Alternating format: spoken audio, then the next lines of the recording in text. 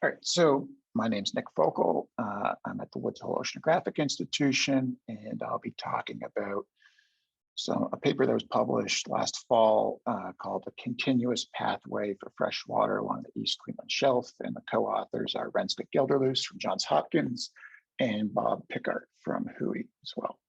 So the general sort of scope of this project was to look at the East Greenland coastal current as it crosses Denmark Strait. And so that's what I'm showing in the schematic of the East Greenland shelf circulation. Basically, in orange, you have the East Greenland current, which has been documented all up and down the East Greenland shelf. It also forms the western boundary of the Greenland Sea, the Iceland Sea, and the Irminger Sea. Whereas on the other hand, the coastal current, which I'm showing in pink here, is not as well documented, and especially not well documented as it crosses Denmark Strait. So there have been quite a few studies of the East Greenland coastal current, which carries a lot of fresh water along the Southeast Greenland shelf, and especially Izzy actually's 2018 paper documents the transport of the coastal current really nicely at the OSNAP line. So it transports somewhere on the order of 1 to 2 spherojups of very fresh water, and this is important for overturning circulation due to the possibility that could get out into the interior and affect convection, or I guess just as Izzy was showing us, even if it gets into the boundary current system, it could affect convection as well. So we know that it exists down here on the Southeast Greenland shelf. More recently, we know that the coastal current exists along the Northeast Greenland shelf.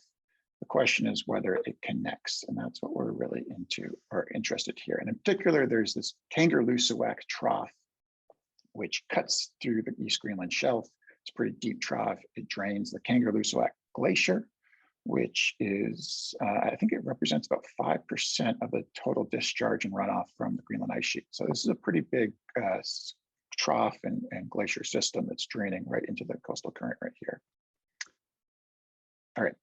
So to look at this question of whether the coastal current connects across the Denmark Strait, what we are using are 6 cruises worth of hydrographic data. These are all Bob Pickart's cruises to the region from 2003 to 2018. I'm showing on the right, these are different sections from those cruises. They're color-coded by the year and the cruise code. So there's a lot of effort by a lot of people who went on these cruises that went into this compilation of data. So I appreciate everyone who was on the cruises, some of whom are actually on this call. And what I'm showing here is the individual CTD stations in dots, and then the absolute geostrophic velocity that is integrated down to the 34 isohalide. So essentially what this is the current velocities across each section for the freshest water masses, so for salinities less than 34. What I want to draw your attention to here is that these sections out across Dorn Bank and across the mouth of the KG Trough have very little fresh water, very little water that is fresher than 34. So essentially all this fresh water that seems to be coming down the shelf in the East Greenland current and also in the coastal current down here is pushed onshore before it gets around this Dorn Bank point. And then it joins the coastal current and at the 66 North section, which is sort of the southern end of our domain.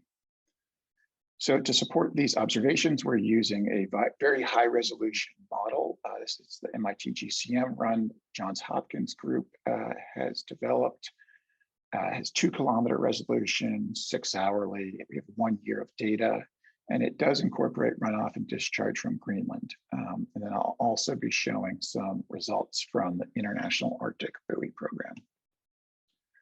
So to kind of constrain our problem or our question, we want to look at the coastal current that's coming into our domain from the northern edge, and that's the Koger section. That's this section here. That's a repeat hydrographic section that we have 3 occupations of a line that go all the way up until 2 kilometers from the coast. And I just want to underscore how important it is that if you want to look at the coastal current, you have to go all the way up against the coast.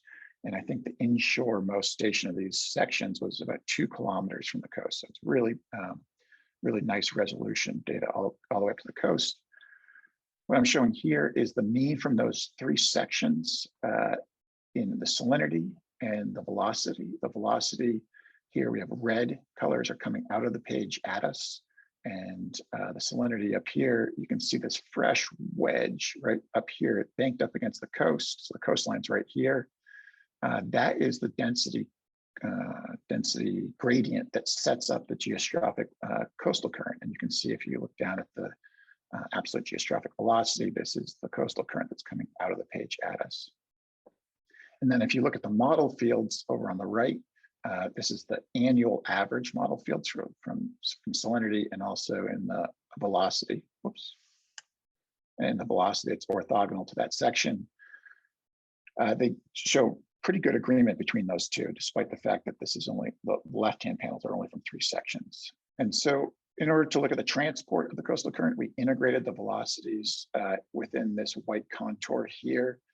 And that's what I'm showing down here is the time series in the model of the coastal current transport across the Koger section as a function of time across 1 year.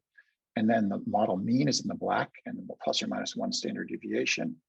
And then on the right is the transports calculated for the 3 different sections. And there's a pretty amazing correspondence between the model and the observations there. So from this, we deduce that the coastal current across the Koger line is about 0.6 spherodrops. We do the same thing for the coastal current across 66 North, so the southern end of the domain. And I'm not going to go through all the same panels, but basically the end result is that we get about 1.2 spherodrops. So that means we have a doubling of the coastal current between Koger and the 66 North section. And we're trying to address, or part of this paper was trying to address where this excess or where this convergence of fresh water is coming from. So what we did in the model is we extracted a closed volume. So this is a section across 66 North line, out and another one across Dorn Bank. And these sections are roughly aligned with the bathymetry. So we're not trying to cut across any bathymetry. And then from Dorn Bank up to Koger and then across Koger line. And what we can see is if you look at the Eulerian transports across each one of these sections for the waters that are fresher than 34 salinity, there's about half a spherodrop of fresh water leaving the domain across this section, whereas there's about 1.23 spherodrops coming across this section onshore. And that's consistent with these Lagrangian trajectories that we initialized at this section and ran backwards in time in the model. And basically a lot of the particles are in the shelf break jet as they come down the coast from north of Denmark Strait, and then they get pushed onshore onto the shelf, join the coastal current, and lead to the intensification of the coastal current. And so that's basically the story, is that about half the transport comes across the Koger line in the coastal current, and then half of it is supplied from the shelf break jet. We also did consider what was coming out of the Kangerlussuaq fjord and found that, at least in the model, it's about a less than 10% effect on the intensification of the coastal current. So we don't think that that is playing a large role in the intensification of the coastal current across Denmark Strait. So now we've kind of put the jigsaw piece, or put the little piece of the puzzle back in and said, okay, the coastal current does connect across Denmark Strait. Now the question is, how coherent is it? And what I mean by that is, if you put a particle in the coastal current up by Fram Strait, would we expect it to go all the way down to Cape Farewell, or are these freshwater, or is this freshwater readily exchanged with the interior? And so to look at that, we looked at the IABP, so International Arctic Buoy Program surface drifter data set. This is time averaged over 1979 to 2018. We found that 92 surface drifters crossed this box here. This is inshore the 500-meter isobath. And they have this remarkably coherent pathway all the way down the shelf, really all the way to Cape Farewell. Some of them do come off the shelf clearly, but the majority of them stay on the shelf, which is pretty remarkable for considering how large of a distance this is. And if you've ever looked at surface drifter data, you'll know that they don't usually follow these kind of coherent pathways. And you can also see evidence for what we were talking about in terms of Denmark Strait, the pathways around Denmark Strait, that this fresh water seems to be pushed onshore. If you contrast that to 59 surface drifters that cross this box offshore the 500-meter isobath. Essentially, this is the water that's in the East Greenland Current. This water is much more readily exported into the interior of the Nordic seas. So I'll just go back. These are the particles or the drifters that are on the shelf, and this is the ones that are off the shelf. Now, there are some caveats that these are ice-mounted surface drifters. They're all deployed in the Arctic for not necessarily for this express reason to look at the trajectories of the coastal current.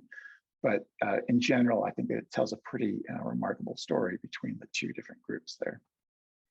All right, so that's my conclusions. Just basically, does the coastal current connect across Denmark Strait? Yes, it does. Half of it's supplied by the coastal current north of Denmark Strait, and then the other half is this fresh water from the shelf break jet.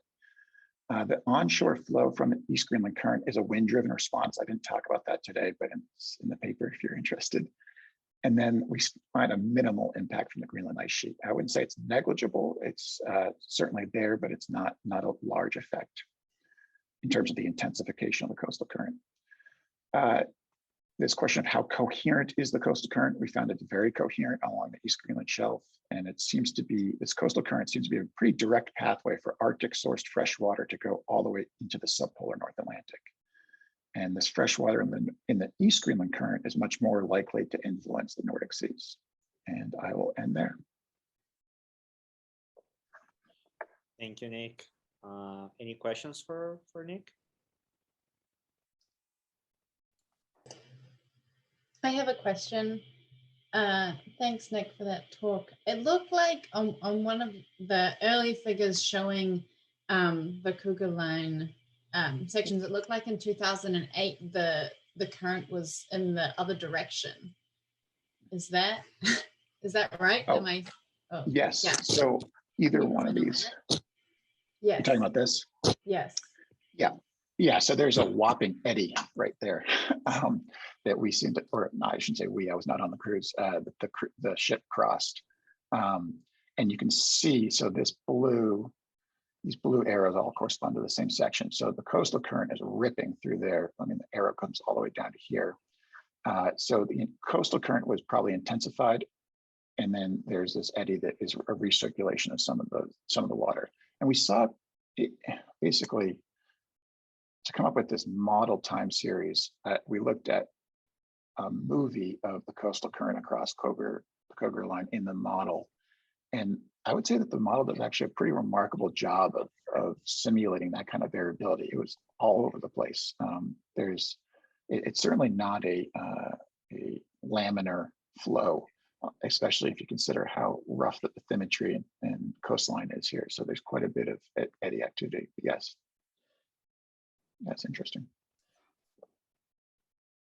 Thank you. Can I ask a quick I'm sorry. question? Yeah, that was great talk, Nick. Thank you. So I'm curious about the drifters you used. I think LOD showed that they had different results or found different pathways for drifters that were drogued versus drifters that essentially weren't drogued. What are the I don't quite know what the ice mounted drifters, whether they're drogued at what depth, and whether you think they're also suffering from being just advected around by the wind. Yeah, so you're not alone by not knowing that. I don't know that either. That's a concern, and it's something that I've gone back and forth with Ignatius Rigor, who runs this program about, and it seems that some of them actually are drogued, even though they're ice mounted. They do have a drogue on them so that when the ice melts around them, a drogue does deploy somehow. That's not the case with all of them. However, I was interested in Elodie's results for that reason too, looking at the differences. It doesn't seem, at least in this result, it seems to be a pretty consistent picture, regardless of different groupings. Almost all of these drifters stay on the shelf. Some of them are drogued, some of them are not. that's, yeah, I guess that's all, as much information as I can really shed on that. But yeah, I think there's seasonal component too. And yeah, there's a lot of other things we could look into here.